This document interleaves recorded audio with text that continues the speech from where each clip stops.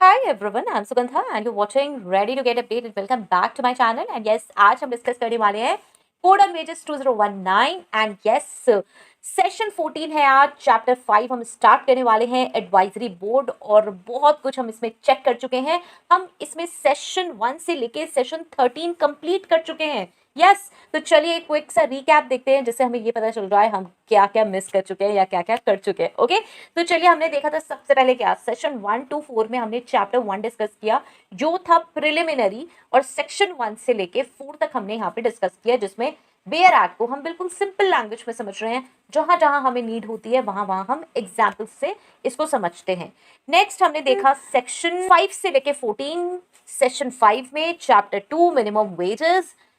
यहाँ पे सारी चीजें मिनिमम वेजेस की डिस्कस हुई थी। मिनिमम वेजेस एक्ट आपने देखा होगा। यस मिनिमम वेजेस एक्ट मैंने 30 डेज स्टैट्यूटरी कंप्लायंसेस वर्कशॉप में डिस्कस किया है, उसको भी आप जरूर चेक कर लें। फिर हमने सेशन 6 to 7 यस 6 to 7 में देखा चैप्टर 3 पेमेंट ऑफ वेजेस जिसमें हमने देखे सेक्शन 15 से लेके 25 तक। ओके ये भी हमने यहाँ पे कंप्लीट कर लिया बहुत ही सिंपल वे में। नेक्स्ट हमने सेशन 8 से लेके 13 तक चेक किया और ये थे हमारा चैप्टर 4 पेमेंट ऑफ बोनस जहां पे हमने सेक्शन 26 से लेके 41 तक डिस्कस करे। देखिए ये जो सेशन 8 से लेके 13 तक के सेशंस हैं ये थोड़े इंपॉर्टेंट हैं, ज्यादा हम इसमें पढ़ नहीं पाते हैं पेमेंट ऑफ बोनस के बारे में, तो मेरी रिक्वेस्ट रहेगी कि ये सेशंस आप प्लीज जरूर देख लें।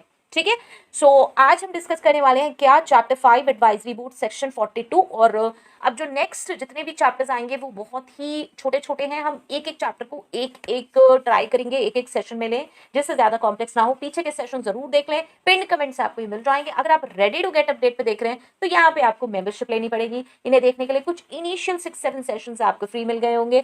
और अगर आप मेरा दूसरा channel third channel actually ready to upskill पे देख रहे हैं तो यहाँ पे आपको मिल जाएंगे ये सेशंस ऐसे ही। तो आप फॉलो कर सकते हैं दोनों चैनल्स और रेडी विद एचआर है जहाँ पे आप एचआर कोर्स भी देख सकते हैं। तो चलिए स्टार्ट करते हैं। Make sure to subscribe this channel अगर पहली बार आए हैं और वो क्यूट सा बेल आइकन है उसको जरूर हिट करें जिससे कि आपको नेक्स्ट सेशन जरूर मिल सके। चलिए स्टार्ट करते हैं। Chapter 5 advisory board section 42 central advisory board and state advisory boards. अब इसमें क्या है देखिए, इसको इंट्रो समझ लेते हैं इसका कि इसमें एक्चुअल में कह रहे हैं। यहाँ पे हम बात कर रहे हैं सेंट्रल एडवाइजरी बोर्ड और स्टेट एडवाइजरी बोर्ड जो हमने जगह जगह पीछे सेक्शंस में सुनी 41 तक बार बार हमने सुना एडवाइजरी बोर्ड ऐसा करेगी, सेंट्रल गवर्नमेंट अपॉइंट करेंगे। वो जो एडवाइजरी बोर्ड्स हैं वो यहाँ पे अपॉइंट हो रही हैं। अब उस एडवाइजरी बोर्ड का मतलब क्या है, उसमें कुछ मेंबर्स होते हैं लाइक चेयरपर्सन होंगे, कुछ कमेटी मेंबर्स होंगे, विमेन हैं, इंडिपेंडेंट मेंबर्स हैं, डिपेंडेंट मेंबर्स हैं। तो उसके बारे में सारी बात बताई जाएगी कि जो सेंट्रल एडवाइजरी बोर्ड है उसे कौन बनाएगा, क्या क्या प्रोसेस रहेगा, कितने मेंबर्स होंगे। ऐसे ही स्टेट एडवाइजरी बोर्ड है तो उसके कितने मेंबर्स होंगे। इन्हीं सब चीजों से रिलेटेड यहाँ पे बात होंगी और शायद हो सकता है यहाँ पे कुछ powers and all duties responsibilities कुछ थोड़ी बहुत डिस्कस भी। यहाँ पे 11 सब सेक्शंस तक है ये डिस्कस किया गया है लेकिन हम इसे बिल्कुल सिंपल समझेंगे। देखिए सबसे पहले इसमें 2-3 सब सेक्शंस में बताया हुआ है सेंट्रल एडवाइजरी बोर्ड के बारे में, फिर बताया हुआ है स्टेट एडवाइजरी बोर्ड के बारे में और उसके बाद फिर उन्हें कुछ सब सेक्शन दी हैं जिसमें इन्होंने कंबाइंड बातें की हुई है दोनों की, सेंट्रल की भी और स्टेट की भी। ठीक है तो चलिए स्टार्ट करते हैं, इसको रीड करना स्टार्ट करते हैं, समझ आ जाएगा हमें। ओके चलिए मेरी एक रिक्वेस्ट रहेगी प्लीज यहाँ पे नोट्स जरूर बनाएं बिकॉज अगर आप नोट्स नहीं बना रहे हैं ना इसके, आप नोट्स में पूरी स्टोरीज लिखने की जरूरत नहीं है, आप शॉर्ट में लिखें। एक सेक्शन 42 डालें और फिर उसमें क्या क्या है, फर्स्ट में क्या है, सेकंड में क्या है, ऐसे डालते हुए चलें बिकॉज आप जब भी इन्हें चेकआउट करेंगे ना आपके लिए इजी होगा इन्हें रिकॉल करना कि इसमें हमने क्या पढ़ा था। ठीक है चलिए स्टार्ट करते हैं। तो चलिए यहाँ पे आता है हमारा the central government shell constitute the Central Advisory Board which shall consist of persons to be nominated by the central government। Simple सी बात है, सेंट्रल गवर्नमेंट कॉन्स्टिट्यूट कर रही है सेंट्रल एडवाइजरी बोर्ड को जिसमें कौन से पर्सन नॉमिनेट होंगे, shall consist of the persons to be nominated by the central government. ठीक है कौन मेंबर्स नॉमिनेट होंगे, सेंट्रल गवर्नमेंट जो करेगी ये, उसमें कौन होंगे, first representing employers. Representing employers मतलब एम्प्लॉयर्स को रिप्रेजेंट करने वाले लोग भी यहाँ पे नॉमिनेट होंगे। Representing employees which shall be equal in number of the members specified in the clause A.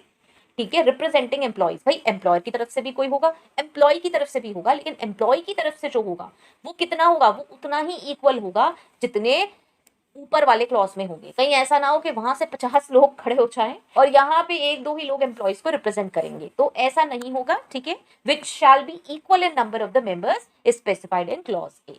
Next independent persons not exceeding 1/3 of the total members of the board. Independent members जो हैं वो कितने होंगे, total members of the board जो हैं उससे not exceeding 1/3। ठीक है, इसको अभी हम एग्जाम्पल से समझेंगे, एक्चुअल फिगर्स डाल के समझेंगे, तब हम ये समझ पाएंगे कि नॉट एक्सीडिंग किससे है, 1/3 किसको बोल रहे हो आप। जितने टोटल मेंबर्स हैं उससे 1/3 से ज्यादा इंडिपेंडेंट मेंबर्स एक्सीड नहीं होंगे। Independent persons not exceeding 1/3 of the total members of the board, and 5 representatives of such state governments as may be nominated by the central government। 5 representatives जो होंगे वो होंगे स्टेट गवर्नमेंट की तरफ से, जो कि नॉमिनेट होंगे सेंट्रल गवर्नमेंट से। ठीक है, तो यहाँ पे हमने 4 चीजें देखी। सबसे पहले रिप्रेजेंट करेंगे एम्प्लॉयर्स को, फिर करेंगे रिप्रेजेंट एम्प्लॉयज को उतने ही रिप्रेजेंट करेंगे जितने ऊपर वाले एम्प्लॉयज को कर रहे हैं, और देन इंडिपेंडेंट मेंबर्स जो हैं वो एक्सीड नहीं होंगे 1/3 of the total members of the board से, और 5 रिप्रेजेंटेटिव सेंट्रल गवर्नमेंट नॉमिनेट करेगी, कहां से, स्टेट गवर्नमेंट की तरफ से।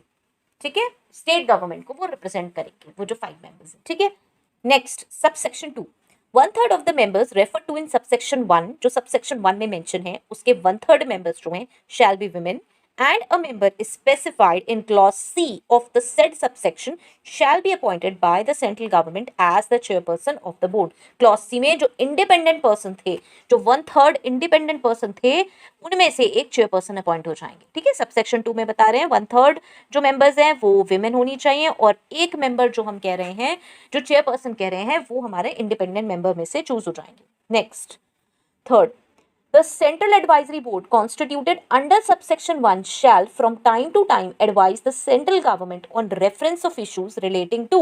अब देखिए, ये जो सेंट्रल एडवाइजरी बोर्ड सेटअप हुई है ना, ये सेंट्रल गवर्नमेंट को एडवाइस करेंगी टाइम टू टाइम कुछ इश्यूज पे, जैसे कि फिक्सेशन और रिवीजन ऑफ मिनिमम वेजेस हैं और अदर कनेक्टेड मैटर्स हैं। देखिए, इसी में इसलिए जरूरी है कि स्टेट गवर्नमेंट से भी 5 रिप्रेजेंटेटिव्स हो गए, एम्प्लॉयर की तरफ से भी हो गए, एम्प्लॉय की तरफ से भी हो गए, क्योंकि सब सिचुएशंस देखकर ही ये सेंट्रल एडवाइजरी बोर्ड, सब तरफ की सिचुएशन देखकर ही central advisory board central government को एडवाइस करेगी। अगर किसी एक ही तरफ के लोग वहां पर होंगे, उस बोर्ड में होंगे, तो सिर्फ एक ही तरफ की बात वहां पे एडवाइस में आएगी। इससे ये होगा कि यहाँ पे एम्प्लॉयर को भी रिप्रेजेंट करने वाले लोग हैं, एम्प्लॉय को भी हैं, विमेन को भी हैं अलग से, और इंडिपेंडेंट मेंबर्स भी हैं। ठीक है, और स्टेट गवर्नमेंट की तरफ से भी हैं। तो कॉम्बिनेशन में जो भी वर्ल्ड में एनवायरमेंट में चेंजेस हो रहे होंगे, उसके अकॉर्डिंग एडवाइस आ जाएगी सेंट्रल गवर्नमेंट के पास, जिससे ईजी हो जाएगा फिक्स करना या रिवाइज करना मिनिमम वेजेस, ओके, और अदर कनेक्टेड मेंबर्स।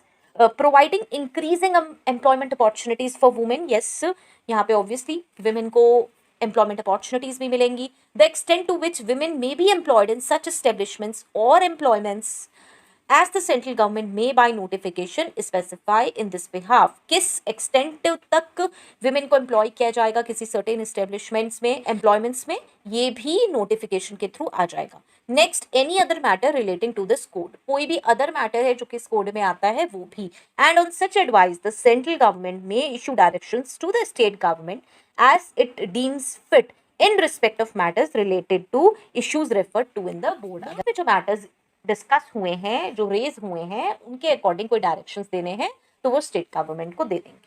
ठीक है, ये है। तो चलिए इसको ना एक एग्जाम्पल से समझ लेते हैं, बिल्कुल रियल लाइफ सा ले लेते हैं, और ये एग्जाम्पल ही है तो इसको एज एन एग्जाम्पल लें। बस यहाँ पे ये है, आपकी क्लैरिटी हो जाएगी कि ये जो मेंबर्स हैं ये किस तरीके से अपॉइंट हो रहे हैं, कितने हैं। ठीक है, नंबर्स में। तो यहाँ पे मैंने एक छोटा सा एग्जाम्पल ले लिया ऐसे बना के, और इमोशनल ना हो कि ये किसको मैंने पिक किया और क्या किया। जो मैं एग्जाम्पल यूज कर रही हूँ ये सिर्फ और सिर्फ एग्जाम्पल पॉइंट ऑफ व्यू से है, जैसे कि आपको समझ आ जाए। किसी भी पर्पस के लिए सेंट्रल एडवाइजरी बोर्ड सेट हो सकती है। तो central government form central advisory board to revise minimum wages for gig economy workers, like जो कि ऐप बेस्ड डिलीवरी एजेंट्स हैं। ठीक है, इनके लिए क्या करी, एक सेंट्रल एडवाइजरी बोर्ड फॉर्म हुई।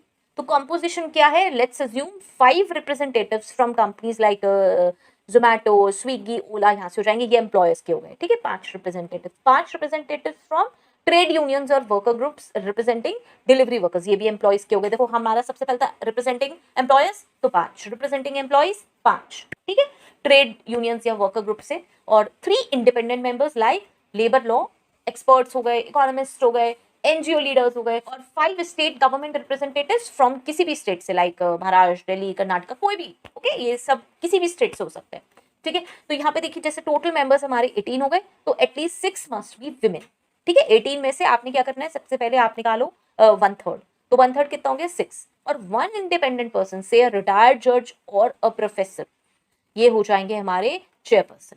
ठीक है, तो 18 हमारे कैसे बन गए इसमें, आप देखिए 5 रिप्रेजेंटेटिव्स हमारे हो गए एम्प्लॉयर के, 5 रिप्रेजेंटेटिव हमारे एम्प्लॉयज के, तो ये 10 हो गए, 3 हमारे इंडिपेंडेंट मेंबर्स हो गए 13 और 5 हमारे स्टेट गवर्नमेंट। अब इसी में से जो ये 1/3 6 विमेन है, ये विमेन या तो एम्प्लॉयर में भी हो सकती हैं, एम्प्लॉय में भी हो सकती है, इंडिपेंडेंट मेंबर्स में भी हो सकती है और गवर्नमेंट रिप्रेजेंटेटिव्स में से भी हो सकती हैं जो 5 है, ठीक है।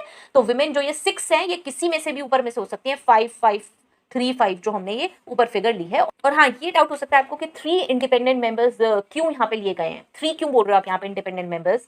तो वहां पे आप सी क्लॉज में एक बार चेक कर लें कि independent person not exceeding 1/3 of the total members है, नॉट एक्सीडिंग मतलब उससे एक्सीड नहीं होना चाहिए, मतलब 18 का 1/3 में निकालू तो कितना आएगा 6, तो 6 से एक्सीड नहीं होने चाहिए, उससे कम हो सकते हैं। तो इसलिए हमने 3 इंडिपेंडेंट मेंबर्स ले लिए, इसमें 3 4 5 6 कुछ भी हो सकते हैं, 1 2 3 4 5 6 कुछ भी हो सकता है, नॉट एक्सीडिंग है वो, ठीक है। तो एक्सीड नहीं करना हमें 6 से, ऐसा नहीं कि हमें 6 ही रखना है, ओके। जबकि जो सबसेक्शन 2 था उसमें 1/3 मेंबर बताए हुए थे कि विमेन के होने चाहिए, ओके। तो इसको आप दोबारा से रीड करें, ऊपर जाके पहले सबसेक्शंस रीड करें कि सबसेक्शन में क्या लिखा है और फिर इस एग्जांपल पे आए तो आपको बहुत अच्छी क्लैरिटी हो जाएगी, ठीक है। तो अब आप इसमें ये कह सकते हैं कि देखिए ये जो CAB है ये क्या काम करेगी, board studies working conditions, hours, earnings of delivery agents and recommends, ठीक है। अगेन ये जो मेरा एग्जाम्पल है गिग इकोनॉमी का, इसके लिए इमोशनल ना हो कि आपने यही पिक करा और ये क्यों है और इसमें ये भी चीज हो सकती है वो भी चीज हो सकती है, इसमें बहुत सारी चीजें सजेस्ट की जा सकती हैं। जैसे ये CAB है, ये इसके अलावा भी जो 2-3 चीजें लिखी हैं इसके अलावा भी और बहुत चीजें सजेस्ट कर सकते हैं। ये जस्ट एन एग्जाम्पल है, किसी भी पर्पज के लिए central advisory board central government से सेटअप हो सकती है, ठीक है। तो यहाँ पे जैसे वो फिक्स कर सकते हैं मिनिमम बेस पे पर delivery, allowances for long distance deliveries क्या रहेंगे, स्पेशल प्रोविजंस फीमेल वर्कर्स के लिए क्या रहेंगे, like safer work zones, flexible shifts, ठीक है। ये सारी चीजें की जा सकती हैं। तो central government based on these recommendations issues new wage guidelines and direct states to implement them, okay. ये हो जाएगा यहाँ पर।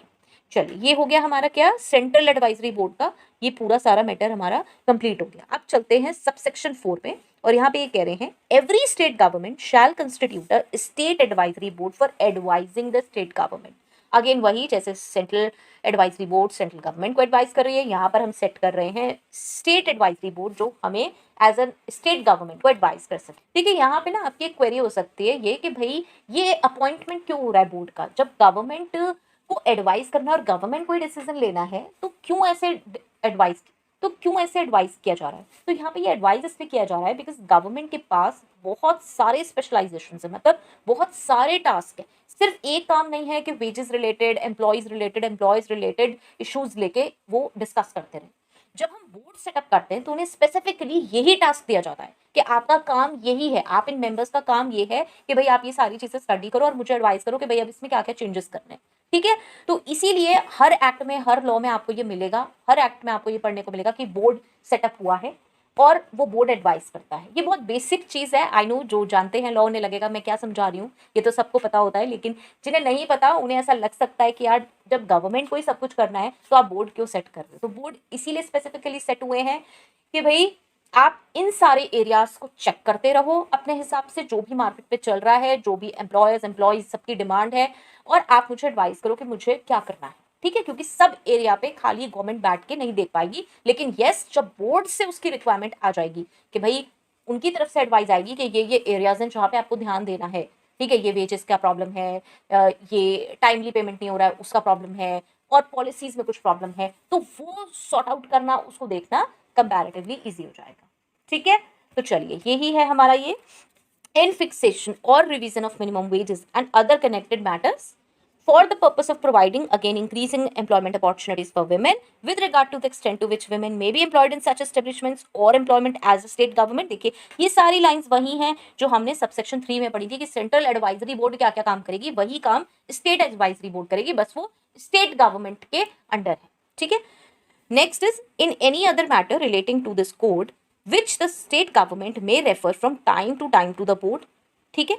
तो ये है हमारा इन सारे एरियाज पे आप हमें एडवाइस करोगे। Now fifth subsection, the state advisory board may constitute one or more committees or sub committees to look into issues pertaining to matters specified in clauses A to D of subsection 4। ये simple है, देखिए ऐसा है, हो सकता है कि ये बहुत सारा काम हो जाए, ठीक है, तो क्या कर सकती है जो स्टेट एडवाइजरी बोर्ड है, वो क्या करेगी, चलो अपने नीचे ना कुछ कमिटीज बना दी, वन और मोर कमिटीज, जिसमें देखो किसी को दे दिया काम फिक्स करने का मिनिमम वेजेस, किसी को रिवीजन का बता दिया, किसी को बता दिया कि भाई आप एम्प्लॉयमेंट अपॉर्चुनिटीज वाला काम देखो, किसी को बता दिया कि भाई आप ये देखो कि कितनी विमेन होनी चाहिए एम्प्लॉय, आप इस पे सर्वे करो। ठीक है, तो अपने अंडर वो वन और मोर कमिटीज, सब कमिटीज बना सकती हैं जो इश्यूज क्लॉज ए से डी तक हैं, उसमें कोई प्रॉब्लम नहीं होगी। ठीक है, ये राइट्स इसलिए दे देते हैं कि अगर कोई कमिटी बना दी अपने आप से बोर्ड ने, तो फिर वो कमिटी जब ये रिसर्च करने जाएगी, जब लोगों से बातचीत करेगी, तो उसके पास क्या राइट्स होंगी। आप कहोगे ऐसी तो कोई कमिटी फॉर्म नहीं होती है, खाली बोर्ड फॉर्म होता है, आप कौन हो, आप क्यों इस चीजों के बारे में डिस्कस कर रहे हो, आप इन पे क्यों रिपोर्ट्स बना रहे हो, आप ये इश्यूज क्यों रेज कर रहे हो।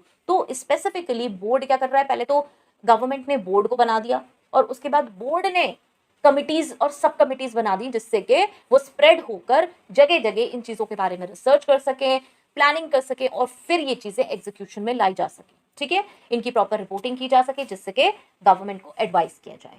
ओके, क्योंकि आज ये हम बोर्ड्स को डिस्कस कर रहे हैं, इसलिए मैं ये बहुत ही डीप छोटी छोटी चीजें डिस्कस कर रही हूँ इसमें। एज ये स्पेसिफिकली इन्होंने चैप्टर बनाया है इसका, और सेक्शन बनाया है और इसमें प्रॉपर पावर्स दी हैं, तो इसलिए हमें ये बैकग्राउंड स्टोरी पता होनी चाहिए कि ये कमिटीज, बोर्ड्स, ये सब क्यों बन रहे हैं। Next is 6. The state advisory board and each of the committee and subcommittees thereof shall consist of persons. देखिए अब इसमें बता रहे हैं ये स्टेट एडवाइजरी बोर्ड हो या फिर ये जो कमिटी और सब कमिटीज हैं, ये कंसिस्ट करेंगी वही जैसे हमने ऊपर पढ़ा था स्टेट एडवाइजरी बोर्ड के केस में। तो यहाँ पे अब हमें चीजें जल्दी समझ में आएंगी। रिप्रेजेंटिंग एम्प्लॉयर्स, ठीक है, representing employees which shall be equal in number of members specified इन, किसमें, क्लॉज ए, ऑब्वियसली रिप्रेजेंट करेंगे एम्प्लॉयज को सेम नंबर होना चाहिए। Independent persons again not exceeding 1/3 of the total members of the board और committee और सब committee. Again वही independent persons जो है वो 1/3 जितने टोटल मेंबर्स है कमिटी, सब कमिटीज या बोर्ड के, उससे एक्सीड नहीं होने चाहिए। ठीक है, next is subsection 7. 1/3 of the members referred to in subsection 6 shall be women and one among the members is specified in clause C of the said subsection shall be. अब सी में जो इंडिपेंडेंट मेंबर्स हैं उनका बता रहे हैं कि वो क्या, कौन कौन होंगे independent members, appointed by the state government as the chairperson of the board. State government independent members में से चेयरपर्सन अपॉइंट करेगी, जैसे ऊपर सेंट्रल वाले में भी हुआ था। Appointed by the state advisory board as the chairperson of the committee, sub committee. अब देखिए स्टेट गवर्नमेंट ने स्टेट एडवाइजरी बोर्ड को बनाया था, स्टेट एडवाइजरी बोर्ड ने कमिटीज या सब कमिटीज बनाई थी। ठीक है, तो स्टेट गवर्नमेंट ने स्टेट एडवाइजरी बोर्ड के लिए चेयरपर्सन अपॉइंट करती है। अब ये जो स्टेट एडवाइजरी बोर्ड है, ये जो अपने नीचे कमिटीज, सब कमिटीज हैं, उनके लिए चेयरपर्सन अपॉइंट कर देगी। ठीक है, ये तो सिंपल है भाई, जो जिसे अपॉइंट कर रहा है उसी के अंडर फिर वो चेयरपर्सन अपॉइंट कर देंगे।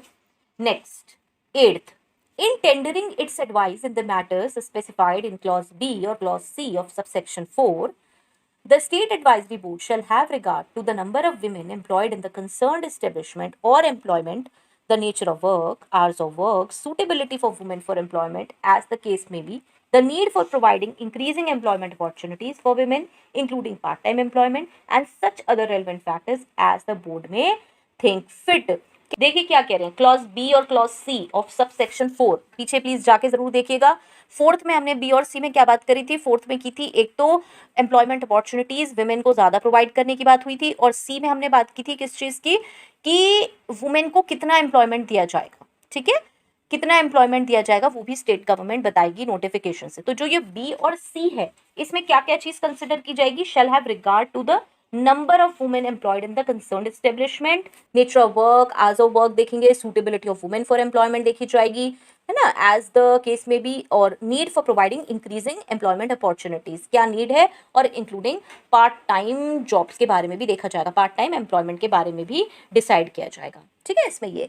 Next 9th, the state government may, after considering the advice tendered it by the state advisory board and after inviting and considering the representations from establishment or employees or any other person which that government thinks fit, issue such direction as may be deemed necessary. ये देखिए अब simple से हैं, इसमें ये कह रहे हैं जो स्टेट गवर्नमेंट है वो कंसिडर करेगी एडवाइस किसकी, जो कि स्टेट एडवाइजरी बोर्ड ने उसे दी है, इनवाइट करके और कंसिडर करके रिप्रेजेंटेशंस फ्रॉम जो कि स्टेब्लिशमेंट हैं या एम्प्लॉयज हैं या जो भी पर्सन अपॉइंट हुए थे गवर्नमेंट की तरफ से, और जो डायरेक्शंस देने होंगे ना वो फिर वो इशू करते हैं। ऑब्वियसली यही होता है कि जब कोई एडवाइस मिली है तो उसे प्रॉपर्ली देखा जाएगा, जो जो चीजें मेंशन होंगी उसको देखा जाएगा, और जो डायरेक्शंस फिर देने होंगे वो दे दिए जाएंगे। इसको एक एग्जाम्पल से समझ लेते तो फिर हमें ये क्लैरिटी हो जाएगी। देखिए जैसे कोई भी स्टेट है उसमें हमने स्टेट एडवाइजरी बोर्ड बनाई रिवाइज करने के लिए मिनिमम वेजेस फॉर चलिए female garment workers in local textile units. ये एक एग्जाम्पल है, इसके लिए इमोशनल ना हो कि मैंने कौन सा टॉपिक पिक किया है, ठीक है। चलिए ऐसे भी स्टेट एडवाइजरी बोर्ड का कॉम्पोजिशन कैसे होगा, यहाँ पे हम जैसे रखते हैं 4 employer representatives local textile company से, ये एम्प्लॉयर्स की तरफ से हो गए, ठीक है। एम्प्लॉय के रिप्रेजेंटेटिव्स यूनियंस की तरफ से हो गए 4। फिर 2 independent experts, example women right lawyer हैं, कोई इकोनॉमिस्ट हैं, टोटल हो गए हमारे ये 10। तो एटलीस्ट 3 जो है वो विमेन होनी चाहिए इंक्लूडिंग 1 एज चेयरपर्सन, ठीक है। 10 का हमने क्या निकाला, 1/3 निकाला, तो 3 विमेन होनी चाहिए और इंडिपेंडेंट पर्सन ऑब्वियसली इसमें से एक 1 चेयरपर्सन हो जाएगा, जो ऊपर ये 2 इंडिपेंडेंट एक्सपर्ट्स थे, ठीक है। तो ऐसे भी ऑब्वियसली क्या करेगी, वही रिव्यू करेंगे nature of women's work, work place safety, need for part time flexible jobs, okay. और इसमें ये कर सकते हैं, क्रिएट कर सकते हैं shift based work for women, offering minimum wage protections, और एक्सपेंड करना employment opportunities in home based stitching units. क्योंकि एग्जाम्पल मैंने लिया है फीमेल गारमेंट वर्कर्स का लोकल टेक्सटाइल यूनिट्स में, इसलिए ये सारी चीजें चेक होंगी। अदरवाइज जो भी जिस भी तरह का आप प्रॉब्लम के लिए स्टेट एडवाइजरी बोर्ड सेट करोगे, उसी तरह की चीजें उसमें फाइंड आउट होंगी, उसी तरीके के यहाँ पे सजेशंस आएंगे, ठीक है। तो यहाँ पे हमने क्योंकि जो एग्जाम्पल लिया है वो किसका है, वो है फीमेल गारमेंट वर्कर्स का लोकल टेक्सटाइल यूनिट्स में, तो वहां पे हमने ये कुछ सजेशंस दिए, इसके अलावा भी कुछ और सजेशंस हो सकते हैं, ठीक है। तो state government after public feedback notify करेगी new wage schedule for garment workers और प्रमोट करेगी वुमेन फ्रेंडली एम्प्लॉयमेंट नॉर्म्स, ठीक है। Again this is an example. और जिस भी issue related advisory board setup होगी, उसी तरीके के इश्यूज निकलेंगे और उसके सोल्यूशंस भी उसी अकॉर्डिंग होंगे, ठीक है। चलिए नेक्स्ट देख लेते हैं 10 सबसेक्शन। 10 सबसेक्शन कह रहा है the central advisory board refer to in subsection 1 and state advisory board refer to in subsection 4। जो 1 और 4 में हमारी बोर्ड्स बने हैं सेंट्रल और state, shall respectively regulate their own procedure including that of the committees and subcommittees constituted by the state advisory board in such manner as may be prescribed। इसमें क्या कह रहे हैं भाई, आप अपने own procedure लगाओगे, स्टेट एडवाइजरी बोर्ड और सेंट्रल एडवाइजरी बोर्ड ये सब मैटर्स को रिजॉल्व करने के लिए और जो इश्यूज हैं उन्हें देखने के लिए, इश्यूज के सोल्यूशंस निकालने के लिए आप अपने प्रोसीजर्स अप्लाई कर सकते हैं, और इंक्लूडिंग जो कमिटीज और सब कमिटीज आपने बनाई हैं उनके लिए भी आप अपने प्रोसीजर्स बना सकते हैं। ऐसा नहीं कि आप हर एक गाइडलाइन, एक छोटी से छोटी गाइडलाइन आपको ऊपर गवर्नमेंट से मिलेगी आप तभी एक्शन लोगे, वैसे भी आपको सारी चीज बनाने के बाद गवर्नमेंट को ही एडवाइस करनी है और वो ही डिसीजन लेने वाली है। तो आपको इस काम को करने के लिए जो भी चीजें जरूरत पड़ेंगी वो आप इम्प्लीमेंट कर सकते हो, वो आप अपने प्रोसीजर्स अप्लाई कर सकते हो, प्रोसेस अप्लाई कर सकते हो, ठीक है। मतलब आपको हमने फ्री हैंड दे दिया कि आप ये सारे जो मैटर्स हैं इनको अच्छे से रिसर्च करिए, इनमें क्या क्या चेंजेस रिक्वायर्ड है, क्या क्या प्रॉब्लम्स आ रही हैं और क्या क्या आप एडवाइस कर सकते हो सोल्यूशंस, ठीक है। वो आप तभी कर पाओगे जब आपको हम फ्री हैंड दे देंगे, तो हमने यहाँ पे आपको फ्री हैंड दे दिया।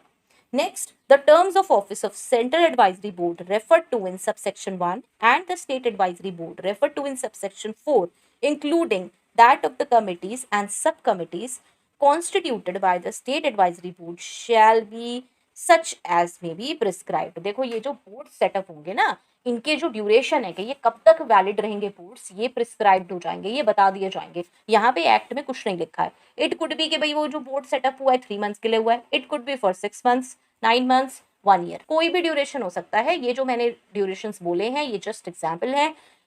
गवर्नमेंट जितने भी टाइम के लिए बोर्ड को सेटअप करेगी, देख करके भाई ये इश्यूज आ रहे हैं तो यहाँ पे इतने समय के लिए जरूरी है कि बोर्ड सेटअप हो, उतने समय के लिए बोर्ड सेटअप होगा और वो बता दिया जाएगा। जब बोर्ड सेट होगा, जब कॉन्स्टिट्यूट होगा, तभी वो चीज बता दी जाएगी कि ये इतने टाइम के लिए हुआ है, ठीक है।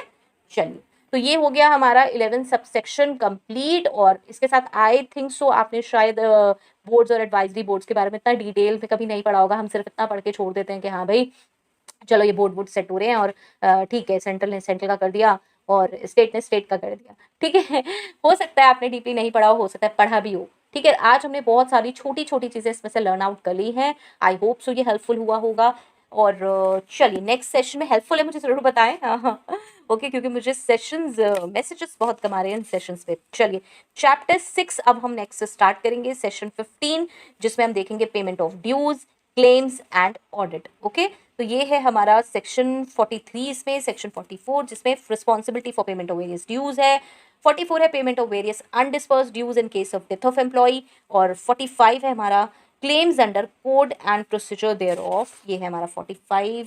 तो हम ट्राई करेंगे 43, 44, 45 कंप्लीट करने की नेक्स्ट सेशन में, और उसके बाद 46 reference of disputes under this code, okay, ये भी हम कंप्लीट करने का ट्राई करेंगे। उसके बाद हमारा एक सेशन 16 बचेगा, और अभी थोड़ा बचा हुआ है, आई थिंक ये कुछ 20 सेशंस में जाके हमारा कंप्लीट होगा। ओके, तो फॉलो करते रहें, देखते रहें, और थंबनेल्स चेक करते रहें, और जो जो सेक्शंस आप इसमें से पिक करना चाहते हैं वो भी सेपरेटली वो सेक्शंस पिक कर सकते हैं। हेल्पफुल है मुझे जरूर बताएं। Till next video, all the very best, stay happy, stay safe, thanks for watching, bye bye.